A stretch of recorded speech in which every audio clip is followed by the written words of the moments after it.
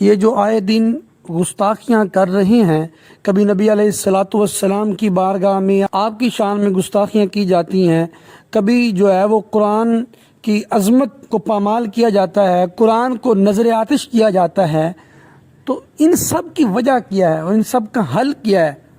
ان سب کا حل یہ ہے کہ مسلمان آپس میں متحد ہو جائیں اور متحد ہو کر آگے بڑھیں اور ان سب کو جو ہے وہ روکیں۔ اور دوسرا اس کا حل یہ ہے کہ ان کے ساتھ اجتماعی بائیکاٹ کیا جائے۔ مسلمان دنیا میں کم نہیں ہے، مسلمان وہ ہیں جن کی تعداد اتنی ہے کہ دنیا میں دوسرے نمبر پہ سب سے بڑا مذہب یہ ہے۔ اور دوسری بات یہ ہے کہ دنیا میں سب سے تیزی سے پھیلنے والا جو مذہب ہے وہ اسلام ہے۔ مسلمانوں، آپ کی قوت کم نہیں ہے۔ مسلمان جب 313 تھے تب پورے کفر سے قابو نہیں آئے تھے، اب تو یہ کروڑوں کی تعداد میں ہے۔ تو میرے بھائیوں، میرے سننے والوں، میری محبت والوں، اٹھو اور اٹھ کر آپس میں متحد ہو جاؤ۔ متحد ہم ہو جائیں گے تو کفر کو پتہ ہوگا یہ جو ظالم ہے، جو قرآن کی گستاخیاں کرتے ہیں، جو نبی علیہ الصلوۃ والسلام کی گستاخیاں کر کے ہمارے جذبات کو مجروح کرتے ہیں، ہمارے دلوں کو تکلیف پہنچاتے ہیں، ان لوگوں کو جب پتہ چل جائے گا کہ مسلمان آپس میں متحد ہیں، ان کی جرت ہی نہیں ہوگی کہ یہ ہمیں تکلیف پہنچائیں، یہ قرآن کی، یہ صاحب قرآن کی گستاخی کریں، ان کی اتنی جرت ہی نہیں، اتنی ہمت ہی نہیں ہوگی۔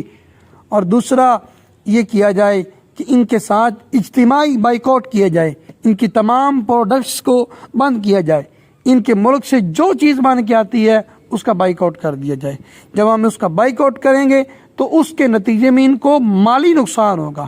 تیسرا یہ ہے کہ جتنے بھی اسلامی ممالک ہیں وہ ان کے ساتھ سفارتی تعلقات توڑ دیں، بالکل ختم کر دیں، ان کے جو اپنا سفیر ہیں وہ بلا لیں اور جو ان کے سفیر ہیں ان کو واپس بھیج دیں۔ یہ ہمارے ایمان کا تقاضا ہے، یہ ہمارے اسلام کا تقاضا ہے، یہ ہمارے دینی غیرت کا تقاضا ہے کہ اب ہم ان کو چھوڑ دیں۔ آئے دن چند دنوں کے بعد یہ ہمارے جذبات کو مجروح کرتے ہیں، یہ ہمیں نقصان پہنچاتے ہیں، ہمیں تکلیف دیتے ہیں، لیکن پتہ نہیں مسلمان کیسا ہے، 2-4 دن تھوڑا سا اٹھے گا، اس کے بعد سب کچھ بھول جائے گا۔ نہ میرے بھائیوں، ہم نے اس بات کو بھولنا نہیں ہے، ہم نے ہمیشہ کے لیے ان کو چھوڑنا ہے۔ اور پھر آپ اس بات کو جانتے ہیں یہ کفر اس طرح کیوں کرتا ہے؟ سن لیں، غور سے سنیں۔ وہ ایک محدث ہیں، انہوں نے اس بات کو لکھا کہ اگر جب کہا گیا تھا نا کہ تم جو اتنی باتیں کرتے ہو قرآن کے بارے میں، لاؤ اس کی مثل، پہلے کہا گیا اس کی مثل لاؤ، پھر فرمایا گیا کہ 10 صورتوں کی مثل لے آؤ، پھر کہا گیا تم ایک صورت کی مثل لے آؤ، وہ نہیں لا سکے۔ اور مسلمانوں یہ لا بھی نہیں سکتے۔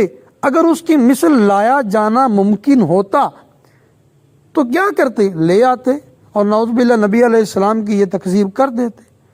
آپ دیکھیں نا، ایک بندہ ہے، اس نے بڑی اچھی گاڑی تیار کی ہے، اب اس کا جس نے جواب دینا ہوتا ہے وہ کیا کرتا ہے؟ وہ اس سے بہتر گاڑی تیار کرتا ہے یا اس جیسی گاڑی تیار کر لیتا ہے۔ کوئی بھی پروڈکٹس، کوئی بھی چیز کا جہاں سے بھی لانچ ہوتی ہے اس کے مقابلے میں اس طرح کی چیز لانچ کی جاتی ہے، لیکن پوری دنیا مل جائے ان میں اتنی ہمت نہیں ہے کہ یہ نبی علیہ الصلوۃ والسلام کی اس زندہ معجزے کا مقابلہ کر سکے۔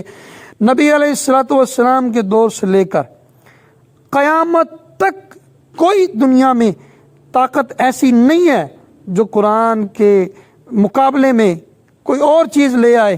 سارے جن، سارے انسان، دنیا کی ہر چیز مل جائے، خدا کی قسم قرآن کے مقابلے میں کچھ نہیں لا سکتے۔ یہ ان کی سب سے بڑی ناکامی ہے۔ مسلمانوں تم اندر سے مطمئن ہو جاؤ، مسلمان دلیر ہے، مسلمان طاقتور ہے، مسلمان مطمئن ہے۔ یہ ان کے اندر اطمینان ہی نہیں ہے، ان کو پتہ ہے ہم جھوٹے ہیں، ہم کیا کر سکتے ہیں؟ ان کو پتہ ہے ہم کچھ بھی نہیں کر سکتے۔ آپ کو پتہ ہے کہ جب انسان کچھ کر سکتا ہو تو وہ جواب دیتا ہے، جب کچھ نہ کر سکتا ہو تو پھر وہ ذاتیات پہ اترتا ہے۔ یہ اسلام کو مٹانے کی کوشش کر رہی ہیں۔ کیوں؟ ان کا پتہ ہے کہ ان کا جواب تمہارے پاس ہے نہیں، ہم ان کا جواب تو دے نہیں سکتے، ہم ہیں ہی جھوٹے۔ اب جب ہیں وہ، ان کو پتہ ہے کہ ہم جھوٹے ہیں تو ہم اسلام کا جواب تو دے نہیں سکتے۔ اب وہ ہمیں طرح طرح سے نقصان پہنچاتے ہیں، ہمارے جذبات کو مشتعل کر کے پھر ہمیں بلیم کرتے ہیں کہ مسلمان متشدد ہے، مسلمان دہشت گرد ہے۔ تم امن پسند ہو، یہ تمہارا امن ہے؟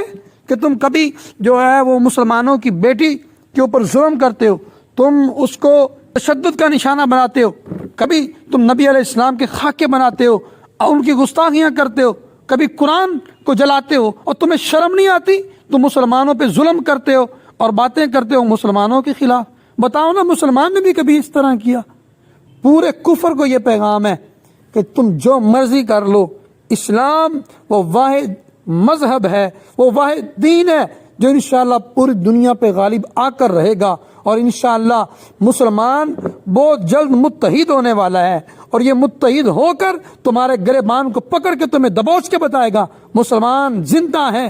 مسلمانوں کے اندر ابھی بھی ایسی مائیں ہیں جو اپنے بچوں کو صدقے یا رسول اللہ کی لوریاں دے کر دودھ پلاتی ہیں، اور مسلمانوں کے اندر ابھی بھی یہ جذبہ ہے کہ کرو تیرے نام پہ جہاں فدا، نہ بس ایک جہاں دو جہاں فدا، دو جہاں سے بھی نہیں جی بھرا، کرو کیا کروڑوں جہاں نہیں۔ اور بھائی میری بات کو یاد رکھیں مسلمانوں، قرآن یہ وہ حضور علیہ السلام کا معجزہ ہے جو آج ہم اپنی آنکھوں سے دیکھ رہے ہیں۔ وہ بڑے بڑے انبیاء آئے، اللہ نے ان کو بڑے بڑے کمالات عطا کیے، لیکن کسی کا ایسا معجزہ نہیں ہے جو ہمارے پاس ابھی بھی زندہ ہو۔ نبی علیہ السلام کا قرآن جیسا معجزہ ہمارے سامنے آج بھی زندہ ہے۔ جو عرب تھا بڑا فصیح و بلیغ تھا، ان کو اپنی زبان پہ مان تھا، ان کو اپنی تقریر پہ مان تھا، اپنی ان کو جو ہے فصاحت و بلاغت پہ مان تھا، جب قرآن آیا تو سب خاموش ہو گئے۔